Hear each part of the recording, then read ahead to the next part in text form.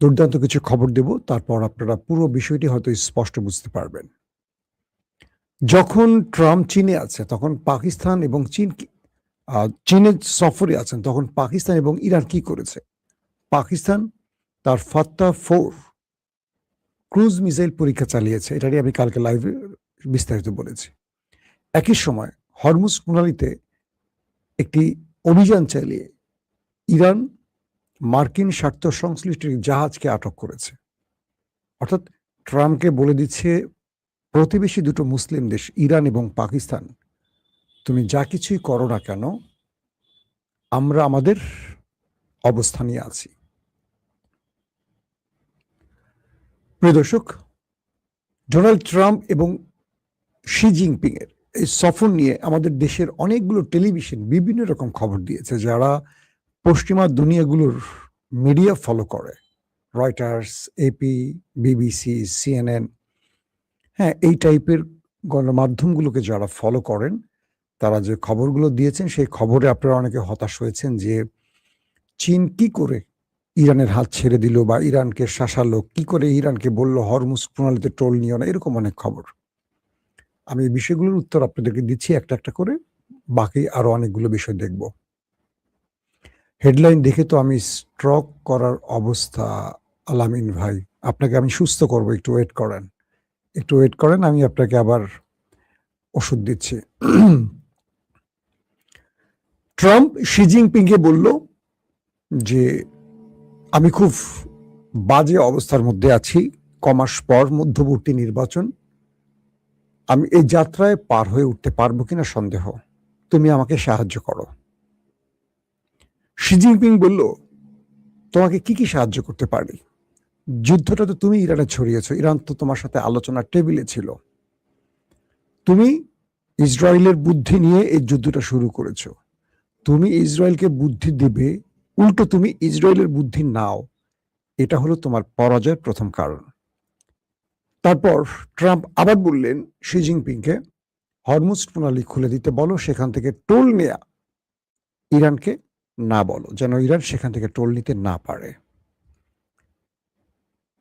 Mister Xi Jinping বললেন, দেখো এটা ইরানের বিষয়, আন্তর্জাতিক জলরাশি বা একটা রাষ্ট্রের ভেতরে যে জলসীমা আছে, পৃথিবীর বহু দেশ সেখানে টোল নিচ্ছে, এখন আমি ইরানকে স্পেশালি কি করে না বলি?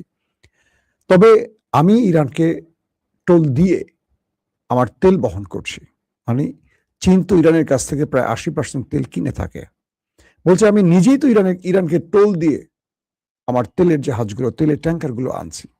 বাট ইরান আমাকে টোলের কথা বলছে না, ইরান বলছে এই চার্জ, ওই চার্জ, সেই চার্জ, আমি সেভাবে দিচ্ছি। ট্রাম্প বললেন যে হরমুজ প্রণালীটা খুলে দিতে হবে। শি জিনপিং বললেন, এটা আমিও চাই, ইরান হরমুজ খুলে দেখ, বাট আগে সেই পরিস্থিতিটা তৈরি করে দিতে হবে, ইরানের জন্য সেই পরিস্থিতি তৈরি করতে হবে। ইরান তো হরমুজ বন্ধ করেনি, টোল আদায় করেনি, এই যুদ্ধটা তোমরা চাপিয়ে দিয়েছো বলেই তো ইরান আজকে টোল আদায় করছে এবং হরমুজ বন্ধ করে দিয়েছে। অর্থাৎ শি জিনপিং প্রতিটা বক্তব্যে ইরানের পক্ষ নিয়েই ট্রাম্পকে বলেছেন, কিন্তু ট্রাম্প তার ট্রুথ সোশ্যালে, তার যে সোশ্যাল মিডিয়ার প্ল্যাটফর্ম, সেখানে যে কথাটি বলেছেন যে আমার সাথে শি জিনপিং একমত, হরমুজ প্রণালীতে টোল আদায় ঠিক নয়, বা হরমুজ প্রণালীতে টোল আদায় করা ইরানের অন্যায়, হরমুজ খুলে দেওয়া উচিত। অর্থাৎ শি জিনপিং যে কথাগুলো বলেছেন তার উল্টো রিপিট যে কথাগুলো ট্রাম্প তার ট্রুথ সোশ্যালে পোস্ট করেছেন, সবগুলো ঘুরিয়ে পেয়েছি, একেবারে মানে শেখ হাসিনার মতো। ভালো লাগছে, শেখ হাসিনার আরেকটা দাদা পাওয়া গেল, ডোনাল্ড ট্রাম্প। তো মানে সত্যটা কি আর মিথ্যাটা কি আপনারা কি বুঝতে পারছেন? শি জিনপিং বলছেন যে ইরানকে এই হরমুজ প্রণালী অবরোধ করতে বা হরমুজ আটকে দিতে বাধ্য করেছে কারা? নাম্বার ওয়ান, ইরান কেন আজকে টোল আদায় করছে? কারণ ইরানের উপর যে আক্রমণ হয়েছে, হাজার হাজার বোমা মারা হয়েছে, ইরান যে ক্ষতি হচ্ছে সে ক্ষতি পোষাতে হবে। ইরান তোমাকে বলছে তার ফ্রিজ হওয়া অর্থ ওপেন করে দিতে, তুমি দিচ্ছ না। ইরান বলছে তার উপর যে তুমি নিষেধাজ্ঞা দিচ্ছ, খুলে দাও, তুমি দিচ্ছ না। আবার সেই দেশটির টোল আদায় বন্ধ করবে, সেই দেশটির গলা টিপে ধরবে তোমার ইচ্ছা মতো। তুমি বলছো সে পারমাণবিক বোমা বানাচ্ছে, তোমার কাছে কি প্রমাণ আছে?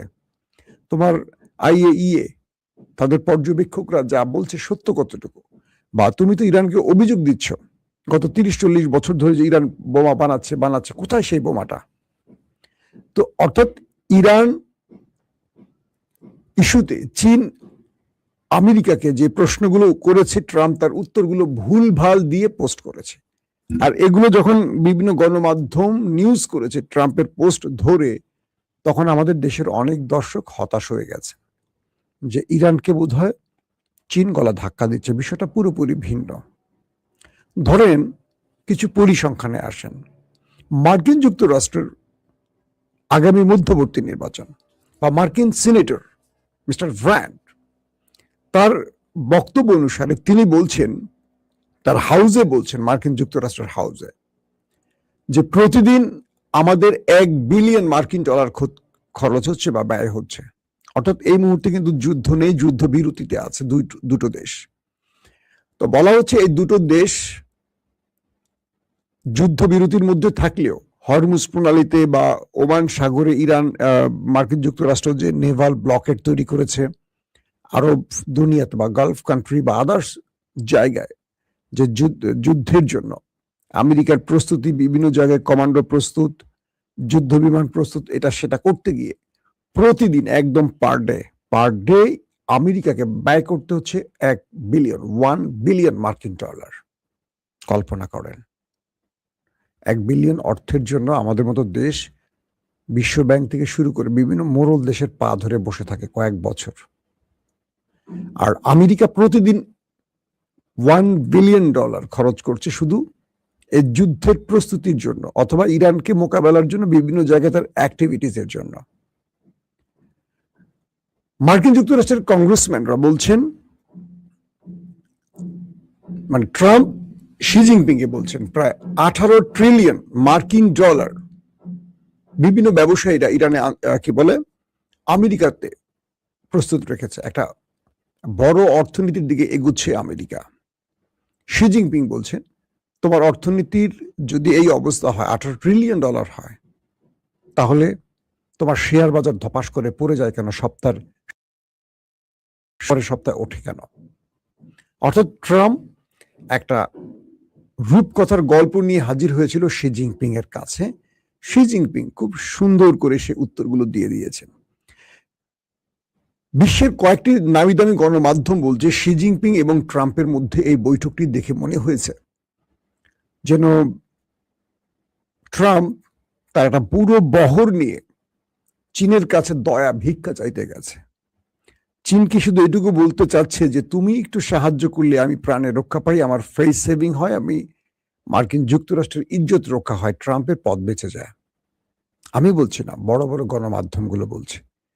এবং আজকে দেখা যাচ্ছে যেই চীনকে দমন করতে, সাইজ করতে আমেরিকা এত স্যাংশন খেলা খেললো, এত নাটক করলো, এত যুদ্ধ ছড়ালো, এত কিছু করলো, সেই আমেরিকার প্রেসিডেন্ট ট্রাম্প চীনের দুয়ারে গিয়ে হাজির হয়েছেন ইরানকে বোঝাতে। এক বাক্যে বলেন, যুদ্ধে পরাজিতরা কি আলোচনায় ডাকে না? আলোচনায় মানে সহজ বাক্যে বলে, যারা যুদ্ধে পরাজিত হয় তারা কি আলোচনা বা শর্ত মেনে নেয় না শর্ত দেয়? ইরান শর্ত দিচ্ছে, মেনে নিচ্ছে কে? আমেরিকা। এই অবস্থা, তার মানে বুঝতে পারছেন যুদ্ধে কে জিতছে। আগামী মধ্যবর্তী নির্বাচনে ট্রাম্পের অবস্থা খুবই করুণ। ট্রাম্প 212 ভোটে জিতেছে, অপোজিট 212 ভোট। সেখানে মাত্র একটি ভোটের হেরফেরে ট্রাম্প টিকে গেছে, হাউস ভোট যেটাকে বলে। মধ্যবর্তী নির্বাচনে ট্রাম্পের জনপ্রিয়তা 30-35-এ নেমে গেছে এবং হাউস ভোট রিপাবলিকান শিবিরে তার অবস্থা 35-এ চলে এসেছে, 35%।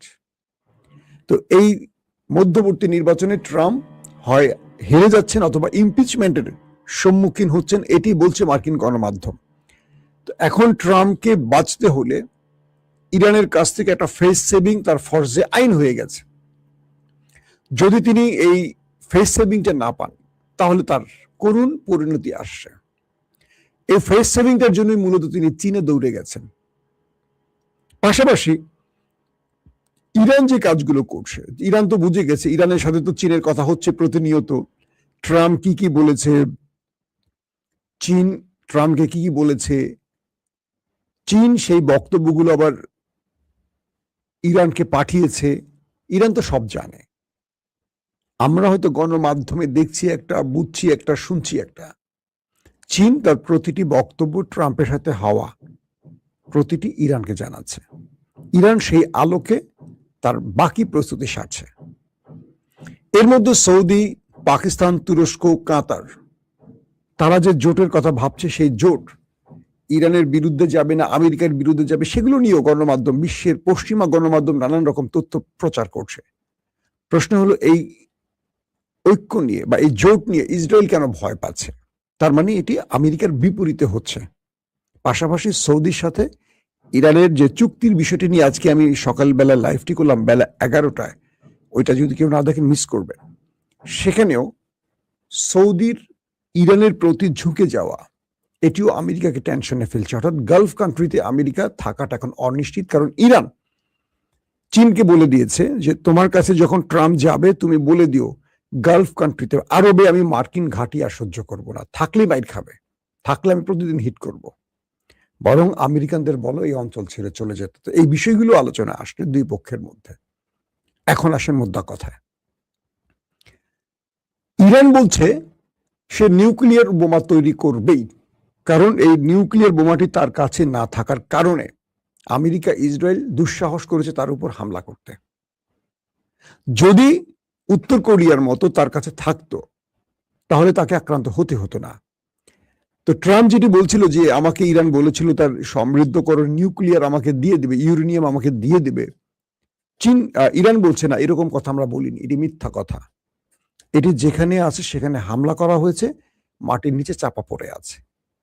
ট্রাম্প বলছে ওকে ফাইন, আমি এটাকে উদ্ধার করতে চাই, আমি নিজের টিম পাঠাই। ইরান বলছে কখনোই সম্ভব না, তুমি আমার ভূমিতে ঢুকবা কেন, তোমাকে আমি বিশ্বাস করি না, থার্ড কোনো দেশকে দাও, এটা সম্ভব না, আমার দেশের ইউরেনিয়াম আমি আমার মতো করে আমি এটা সংরক্ষণ করবো, আমি কাউকে দেব না, তোমাকেও আসতে দেব না। এই বিচারটাও ট্রাম্প দিয়েছে শি জিনপিংকে। শি জিনপিং নাকি বলেছে ট্রাম্পকে ইরান নিউক্লিয়ার এটা আমরা চাই না। এই খবরটি গণমাধ্যমে আসছে, বিভিন্ন ইউটিউবে আপনারা দেখেছেন, ফেসবুকে দেখেছেন। কারণ ইরান এগিয়ে যাওয়া মানে রাশিয়া এবং চীনের মিত্র হিসাবে ইরান শক্তিশালী হওয়া। যেমন আমেরিকা তার মিত্রদেরকে শক্তিশালী করে তার মানে তার হাতকে শক্তিশালী করার জন্য। পাশাপাশি আরব রাষ্ট্রগুলো ইরানের সাথে গোপনে যে যোগাযোগ রক্ষা করে এগিয়ে চলছে, এটা নিয়েও যথেষ্ট টেনশনে ট্রাম্প এবং নেতানিয়াহু।